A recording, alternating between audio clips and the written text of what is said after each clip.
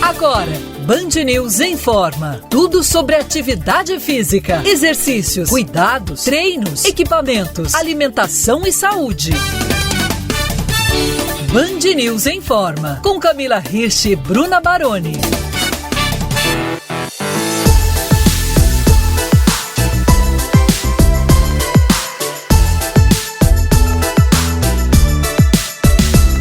Você que é corredor, se lembra da sensação que teve no primeiro treino? Cansaço, dor, alegria, vontade de mais? O atletismo talvez seja um dos esportes mais exigentes que existem, mas é uma bomba de endorfina que vem carregada de aprendizados. Um velocista tem que aprender a conviver com a dor, por exemplo. Tem que saber lidar com as frustrações e saber comemorar as conquistas. Se tem uma coisa que o atletismo ensina, é resiliência. Seja bem-vinda, seja bem-vindo a mais uma edição do Band News Informa, comigo, Bruna Baroni, e a nossa professora, mentora e treinadora, Camila Hirsch.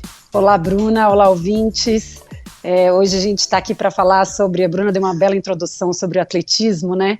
E só passar uma informação importante para todo mundo que escuta, Bruna, que a gente usa, quando a gente fala de performance, rendimento, alto rendimento, a gente usa o atletismo como base, né, para todos os esportes. Então a gente fala a pessoa, né, o atleticismo da pessoa, como é que tá, né? Então assim, o atletismo realmente ele é uma modalidade encantadora, e ela é a base de aprendizado para todos os esportes.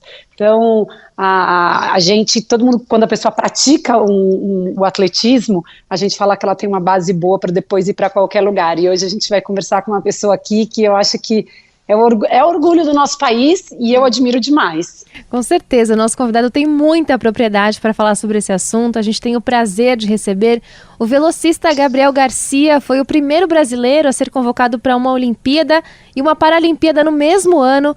Esteve em Paris, vai contar tudo para a gente dessa experiência e também a trajetória dele no atletismo. Gabriel, seja bem-vindo, um prazer enorme te receber aqui.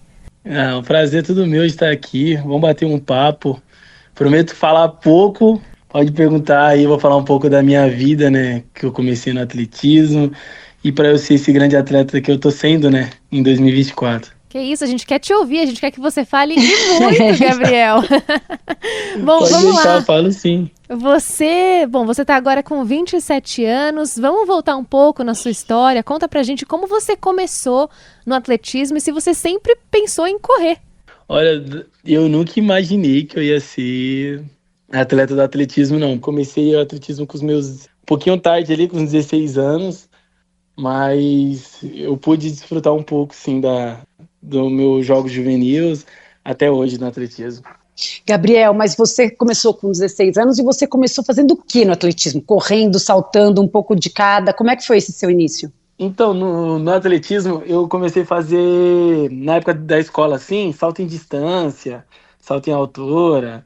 Só que, quando eu conheci uns treinadores, né, eles disseram que eu tinha personalidade para ser velocista. Só que eu gostava de fazer salto em distância, né? Então, foi aí que eu comecei a me dedicar na velocidade do atletismo. E aí, você já foi para 100 metros, 200 ou 400? Qual foi, assim, 800? Qual que é? 100 metros e 200, né? Só que eu amava muito correr os 200 metros, só que eu optei muito de correr os 200 naquela época para me ficar só no 100. Aí eu começava a correr 100 e 60 metros. Isso você fazia na sua cidade natal, em Presidente Prudente? Isso, em Presidente Prudente. Gabriel, mas eu ia perguntar como que você foi também parar na Paralimpíada, né? Porque você, esse ano, a gente teve a oportunidade aqui de ter um resultado maravilhoso, né? Quem acompanha você, quem acompanha a Jerusa, que é atleta paralímpica, e você foi parar na Paralimpíada como? Porque não é todo atleta que faz atletismo que acaba indo para a Paralimpíada, né? Como que você foi parar lá? Cara, eu lembro até hoje que acho que teve os Jogos do Rio. Como eu era novo no atletismo, eu tinha muito sonho de ir assim e tal. Mas aí a Jerusa, ela sempre treinou em Prudente, né, desde 2008. E nessa época, depois do Rio, ela precisava de um guia. E aí eu passava nas pistas, né, treinava lá na pista de atletismo e tal. E o marido dela, que era o antigo guia dela, que era o Luiz, olhou pra mim assim e falou, ó, Jerusa, esse menino aqui, apontou a mão da Jerusa pra mim, falou que ele daria um bom guia, né, pra ser um bom atleta guia. E foi assim que eu comecei, né, a fazer parte do Paralímpico. Estou até hoje sendo guia dela. E como é ser um atleta guia, Gabriel? Não, eu falo pra todo mundo que ser atleta guia não é só correr do lado, não, Deus me livre, eu falo pra todo mundo. Muitos amigos meus, né, do Olímpico falam, pô, você é atleta guia, igual o Gabriel. Aí, não, eles acham que é fácil, né, correr ao lado da atleta. Não, realmente não, tem muita Ah, regra. mas o Gabriel, desculpa te interromper, tô doida para escutar isso, né? Essa é o que, como que faz. Mas assim, eu não tenho dúvidas. A hora que a gente vê vocês correndo, né? Você, a Jerusa e todas as pessoas que estão ali competindo, eu não Isso. tenho dúvidas da coordenação. A gente vai falar também, acho que do grande, né? Do episódio que vocês passaram em Tóquio, né? Que foi muito complicado. A gente sabe disso, do sofrimento todo. Mas é uma coordenação e você não pode atrapalhar a pessoa, né? Você tem que ajudar. E é muita proximidade, e é intensa a movimentação, não é um sincronismo de conhecimento e de momento muito grande, não é simples não, né? Isso é que, tipo assim, muita gente acha que é só correr do lado. Eu, quando eu comecei a guiar, eu falava, vai ser muito fácil, né? Só eu acompanhar ela, mas realmente haja muito treino, né? Pra vocês não poder acabar se trombando. Já aconteceu momentos que o Jerusa acabou se trombando, acabou tendo aquele choque juntos, de bater uma perna na outra, um braço no outro. A gente foi aprendendo muito. E também, lógico, com as regras, não pode correr na frente, o guia não pode estar puxando. Então aí a gente foi aprendendo tudo. Que até que a minha primeira competição com a Jerusa acabou dando até queima, que eu corri na frente dela. Passei a linha de chegar na frente dela. Então, Você um fica atleta muito guia. nervoso, Gabriel?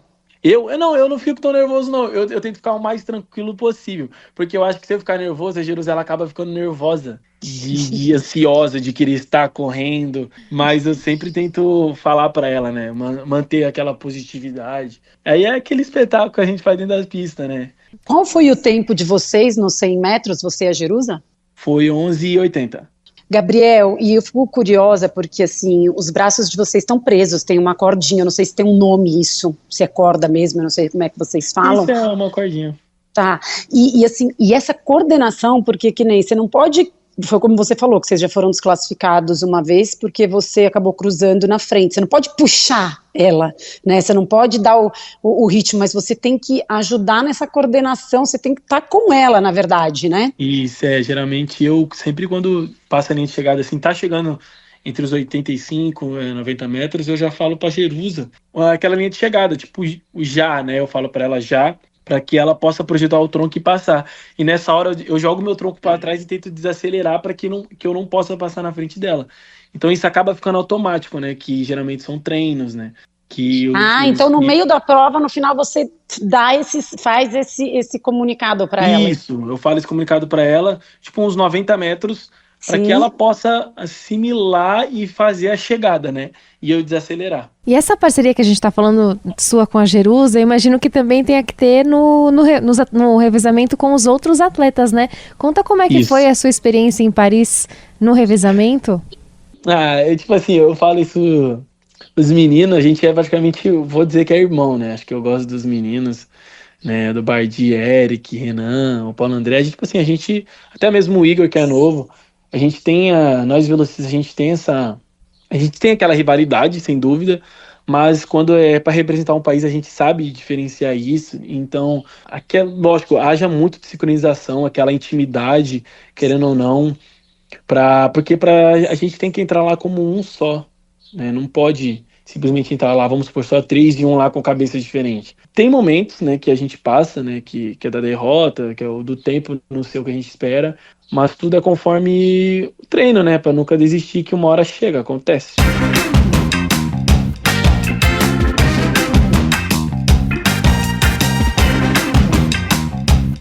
O velocista Gabriel Garcia é o convidado de hoje do Band News em Forma. Virou uma inspiração por ter participado no mesmo ano de uma Olimpíada e uma Paralimpíada.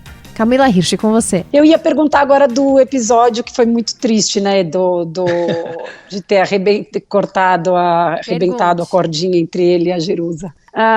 E a gente viu um momento em que você está correndo com ela e essa cordinha que une vocês dois, ela arrebenta, não sei exatamente o que acontece. E assim, eu fico imaginando né, a frustração de não poder realizar aquilo tudo, de ter acontecido aquilo com vocês. Eu queria que você falasse um pouco sobre isso, e eu tenho curiosidade de saber se essa cordinha, cada um é responsável, cada dupla, né, é responsável pela sua, ou tem alguma oficial da prova, todos usam a mesma? O tamanho, então, enfim. Na época de Tóquio, a gente teve aquele regulamento que poderia... antigamente, as atletas faziam suas próprias cordas, né? E esse é uma coisa que eu falo, né? Esse episódio de Tóquio, pra mim, assim, a gente sempre ficou...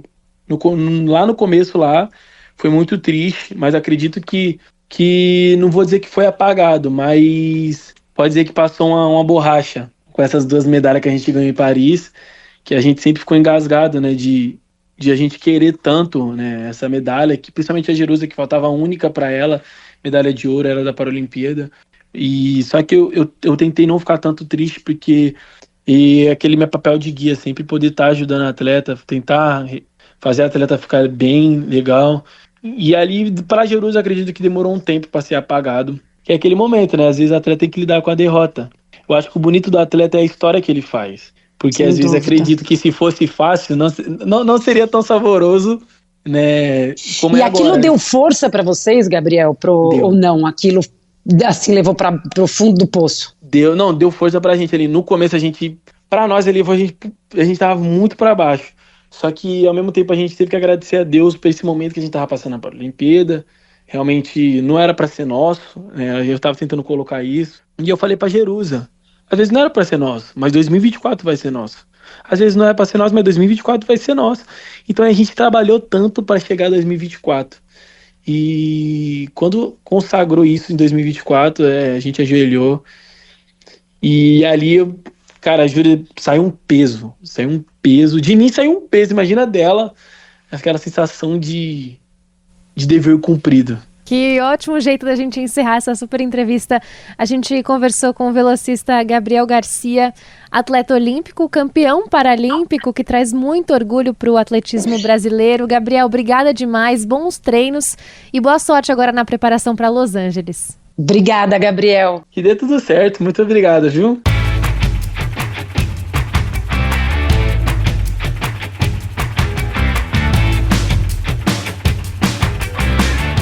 A vida do César Arão mudou radicalmente quando ele recebeu o diagnóstico de câncer de pele aos 50 anos. Depois de uma longa caminhada, uma nova vida surgiu e ele se viu maratonista. Mais recentemente, completou a maratona de Nova York e está aqui no Band News em Forma para contar essa experiência de vida.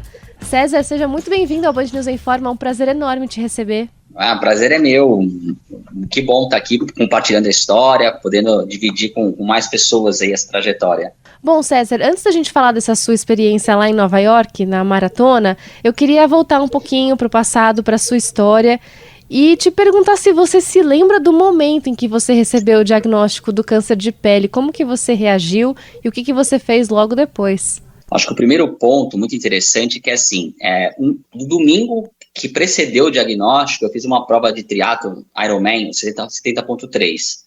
Foi fantástica, fiz em menos de 6 horas, né, dentro dos meus limites pessoais, até foi o meu recorde pessoal. No dia seguinte, eu fui num médico dermatologista, porque eu tinha um inchaço perto da virilha, e eu fui tirar aquela pseudo-gordura ali da perna, né, que esteticamente não estava funcionando, porque não tinha dor nenhuma. E foi quando eu recebi, né, ele me olhou, me examinou, e aí um médico super cuidadoso, que entendeu um pouco mais minha história, me fez várias perguntas, e aí depois que ele fez todas as perguntas, ele me olhou, né, me examinou, e ali ele falou, eu acredito que não seja algo tão simples, né, que você está imaginando, é algo mais complexo, não dá para mexer. Você tirou alguma pinta recentemente, você foi atrás da biópsia, e eu tinha tirado, fazia 6 meses uma pinta, mas como ninguém me ligou para buscar a biópsia, eu acabei não indo atrás. E aí, nessa hora, ele pediu para eu rapidamente ligar para a médica, que tinha feito essa retirada, e lá constatou-se a biópsia, que já era um melanoma, a retirada da pinta, e por já ter na região igual o inchaço, já estava provavelmente com metástase. E aí, emocionalmente, sim, é um choque, né? Porque eu acho que a palavra câncer, a palavra metástase, ocupa um lugar no inconsciente coletivo de sentença de morte, por mais que hoje não seja isso, por mais que eu esteja aqui contando essa história.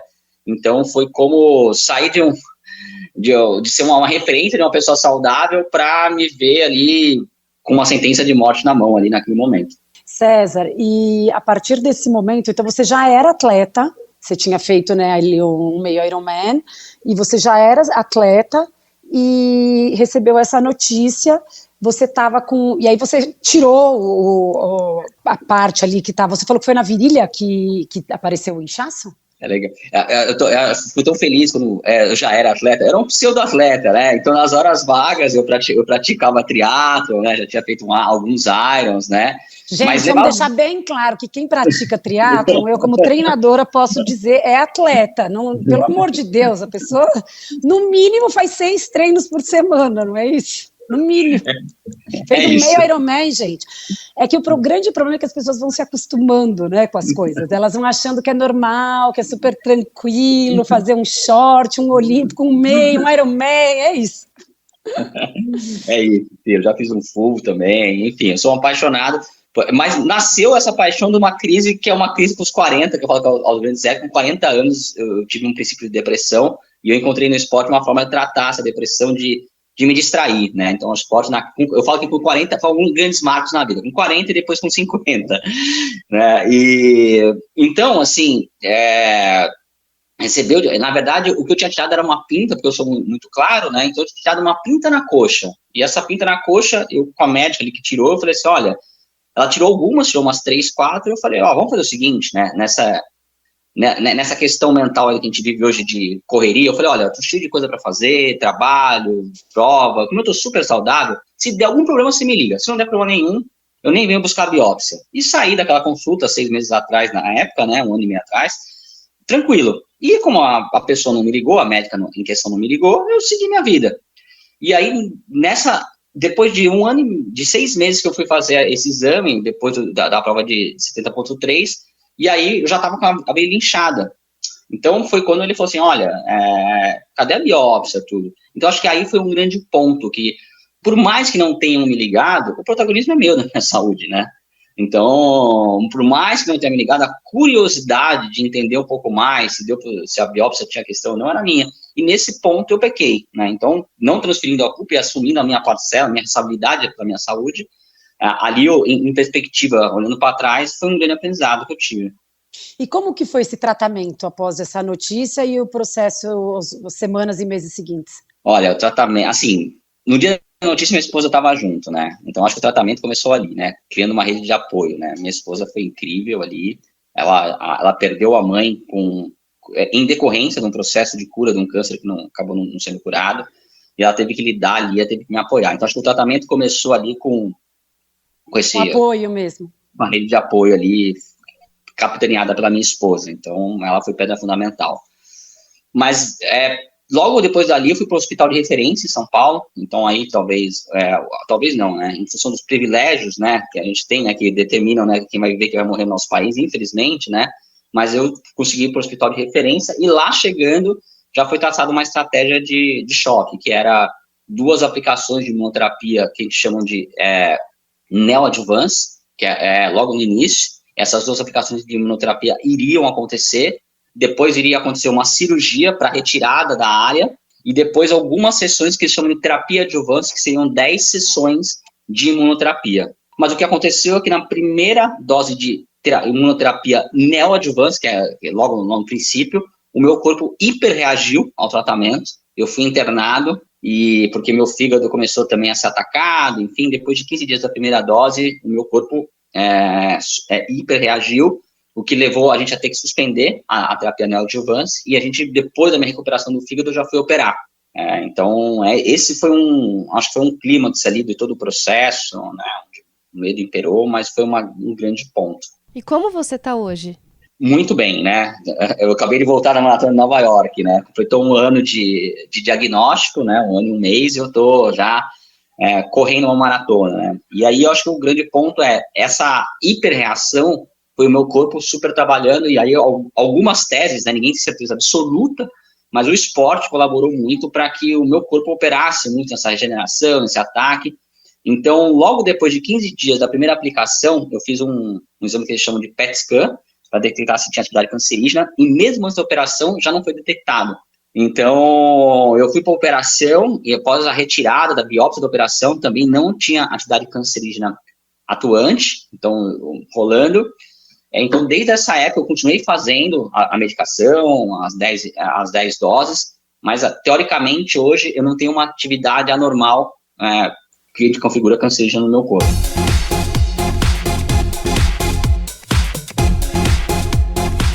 O maratonista César Arão é o convidado de hoje do Band News em Forma. Ele está conversando com a gente sobre a vida na corrida depois de ter recebido um diagnóstico de câncer. Camila Hirsch, com você. Você fez a maratona de Nova York agora, com certeza você estava treinando antes da maratona, mas durante esse processo de mais do tratamento, assim, você treinou? Então, quando eu recebi o diagnóstico, no dia seguinte eu encontrei o médico de referência, né, o Dr. João Duprá.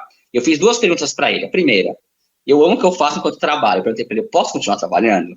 Aí ele falou, se você gosta do que você faz, te alimenta, continua. Eu falei, não, dá para dar um jeito, adaptar, né? Tem que ter uma adaptação, não dá para ser como era, né? Mas dá. E o segundo ponto eu amo praticar esporte. O que eu faço a partir de agora? Ele falou, eu expliquei que era triatlo. Eu falei assim, dá para você não pedalar, para você não cair da bicicleta e arrumar um outro problema? Eu falei, dá. Mas e correr, né? Que é o mais simples, é o mais prático. Ele falou assim, dá para correr. E a terceira pergunta foi, mas o que é correr para o senhor, né? Para a gente entender. Aí ele falou, você disse que pratica triatlon e tal, dentro dos seus parâmetros, até 20 km você pode correr. Então, eu sempre pratiquei esporte ao longo do tratamento, desde que minha condição médica permitisse, né? Então, talvez, depois da operação, quando eu coloquei dreno, eu suspendi durante 15 dias, mas deu o 15º dia, tiramos o dreno, ele liberou andar, eu fui andar. Então, quando eu fiquei internado, eu tinha um hábito, que foi muito interessante, eu andava 3 quilômetros todos os dias dentro do hospital, num corredorzinho que tinha lá de 150 metros.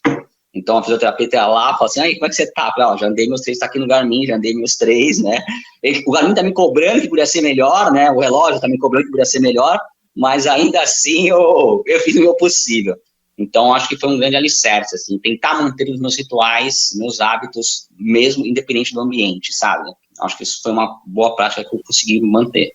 Para você se manter quem você é, né, César? Porque o câncer não invalida a sua personalidade. É claro que não é fácil, enfim, são tantas questões envolvidas de saúde mental, de lidar com tudo, né? Uma coisa que a gente não está esperando, mas isso que você até falou no começo da nossa conversa aqui, que você recebeu o diagnóstico, o nosso primeiro pensamento acabou tudo, né? A gente não consegue ver para além, mas imagino que o esporte, inclusive, tenha te dado ali uma meta, né? Você, por exemplo, participar da maratona de Nova York, querendo ou não, te dá um fôlego para continuar o tratamento, para passar pelo que você tem que passar, porque você tem um objetivo ali no final, né? Eu acho que é isso, né? Quando a gente recebe um diagnóstico, uma coisa que eu lendo também, estudando, a gente deixa de ser o César Arão, né? Psicólogo, esportista, triatleta, enfim, para ser o paciente oncológico.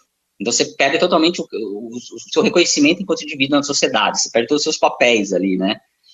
Então, manter alguns papéis, de certa forma, adaptando e entendendo esse novo contexto, é combustível para seguir.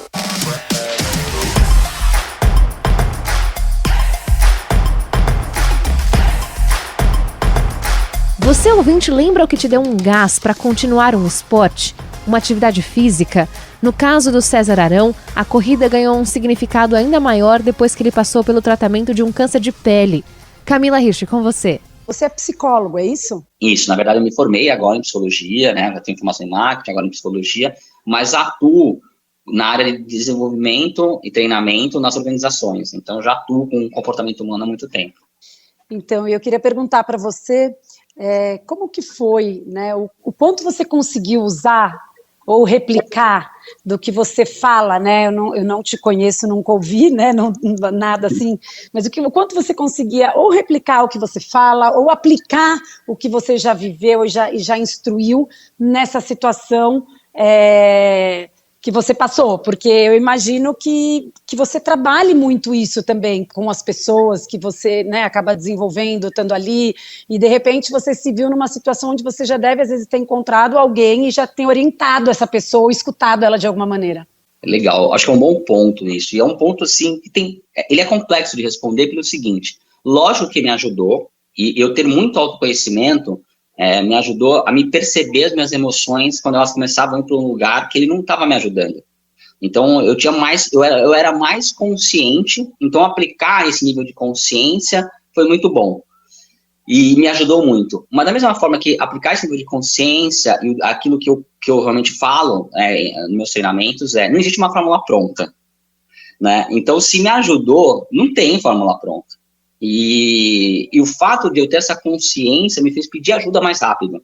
Então, eu fazia terapia, eu fazia terapeuta oncológico, que eu conheci uma terapeuta especializada em oncologia, né? Então, eu fiz, lógico, mantive meus rituais, o esporte, né? Eu me liguei a espiritualidade de uma forma mais forte, eu trabalhava mentalmente numa literatura, continuava estudando, eu tinha os meus rituais como base, mas a gente precisa de gente para ser gente, e pedir ajuda faz parte do processo, né? Não há um processo único, nada.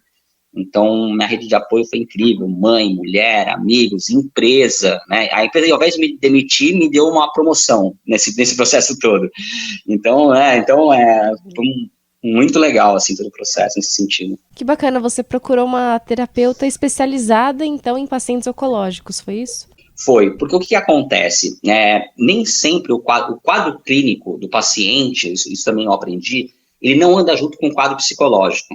Porque quando você recebe uma notícia, por mais drástica que seja, é que nem a gente vai estar elaborando um luto, vem a negação. Então você está no pior do cenário, mas você está achando que vai passar, é só uma pinta, é só não sei o quê. Mas depois, em outro momento, quando as coisas estão começando a ficar mais tranquilas, aí você acha que eu posso morrer. Então, o quadro psicológico, ele carece, né, de alguém que conheça a doença também e que conheça do indivíduo.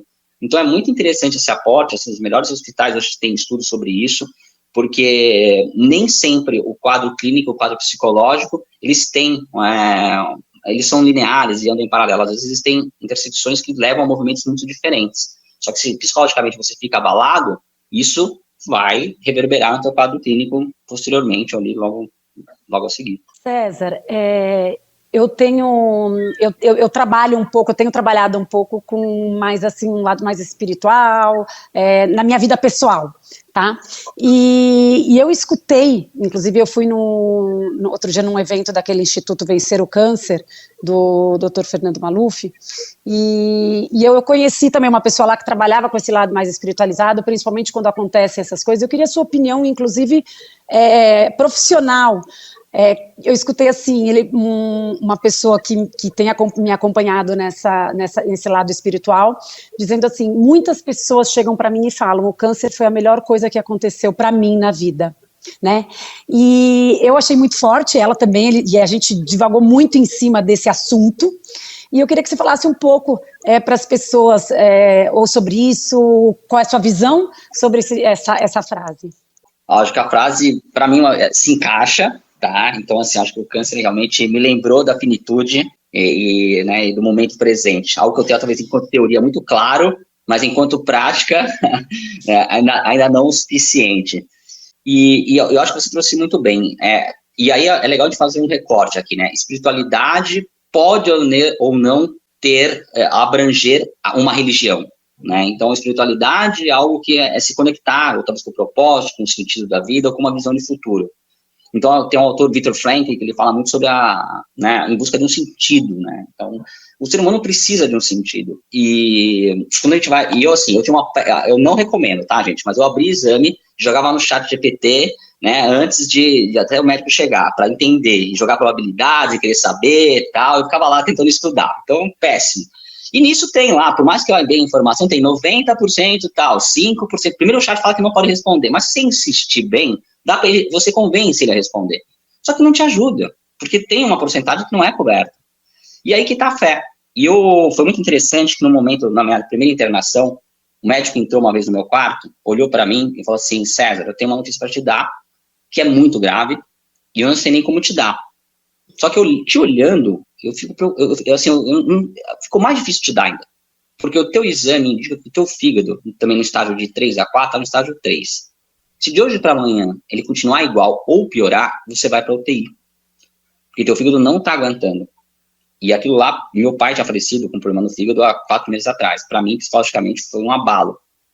Só que esse mesmo médico deu para você, César, só que você é um ser a ser estudado, porque quando eu vim te dar essa notícia que eu acabei de entrar no quarto, você está agora deitado na sua cama, só que você estava fazendo abdominal. Cara, então, não combina este exame com este indivíduo. E aí, naquele momento, sabe, eu me dei conta das coisas dos milagres, né, que podem acontecer, né, e era um milagre que estava ali, era uma coisa que não tinha explicação. O milagre é algo que eu também não consigo explicar, né, que a ciência talvez não explique.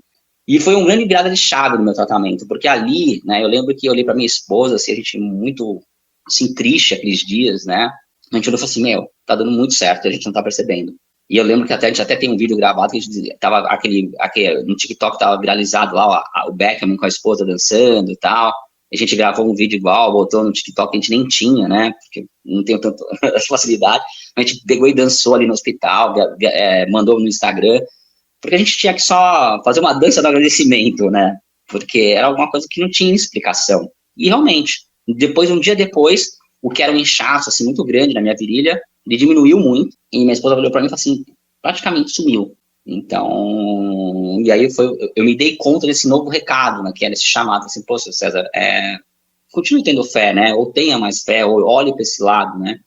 Então, me ajudou a me lembrar de algo que eu não tenho controle, né, de aceitar algumas coisas, seguir o fluxo. Então, essa tua leitura com a sua amiga, perfeita. Espiritualidade é pedra fundamental para seguir. Por que seguir? E bom, você seguiu em outro país, se mandou para os Estados Unidos para participar da Maratona de Nova York. Conta como é que foi essa experiência, César. Putz, foi incrível, né? Porque eu conto, por mais que eu já tenha feito algumas coisas, eu falo que é tudo pela primeira vez, né? Então foi minha primeira maratona na minha segunda vida, né? Então foi incrível. E há um ano atrás eu estava, né, com diagnóstico, operado, então acho que começou desde o avião, né? Porque para quem já correu essa maratona, assim, é uma das majors, e ela é muito simbólica, muito pela energia. Muito pela energia. Então, no avião, já o piloto deu boas-vindas aos maratonistas, tal. Então, aquela coisa, assim, e foi emocionante, né, tá na corrida, assim, me imaginar ali correndo, sabe? Você correu sozinho, César? Não, eu larguei com minha esposa, né, mas talvez o meu lado competitivo, a gente vai em ritmos diferentes, agora que a gente não perde, né, não tem jeito.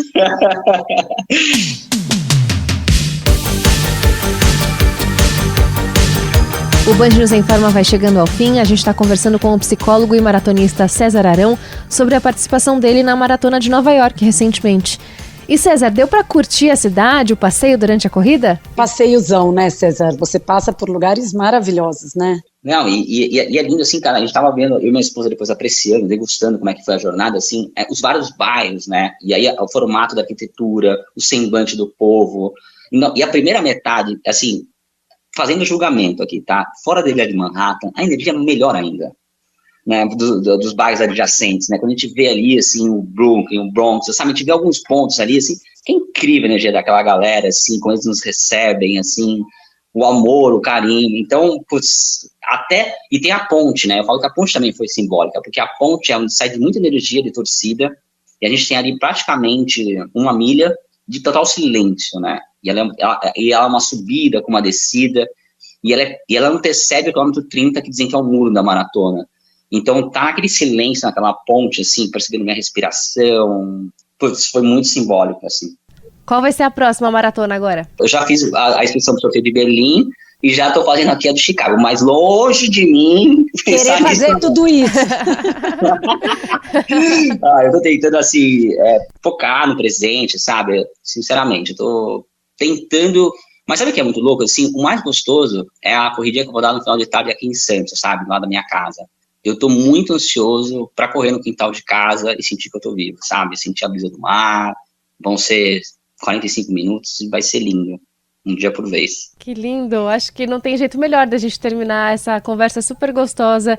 Quero agradecer demais a entrevista com César Arão, que é psicólogo, apostou na corrida, mesmo depois de ter recebido o diagnóstico de câncer de pele. Agora não se vê longe das maratonas, vem outras por aí, certamente. César, obrigada demais, viu, por ter compartilhado da sua história aqui para os nossos ouvintes. Obrigada, César. Obrigado a vocês, foi um prazer. Camila, quem quiser treinar com você, como é que faz? É só me procurar no Instagram, no @Camila, aquele risquinho embaixo, Hirsch, HIRSCH.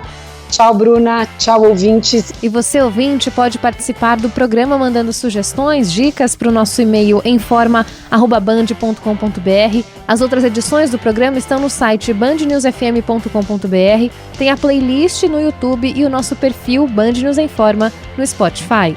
Se cuidem e até a próxima.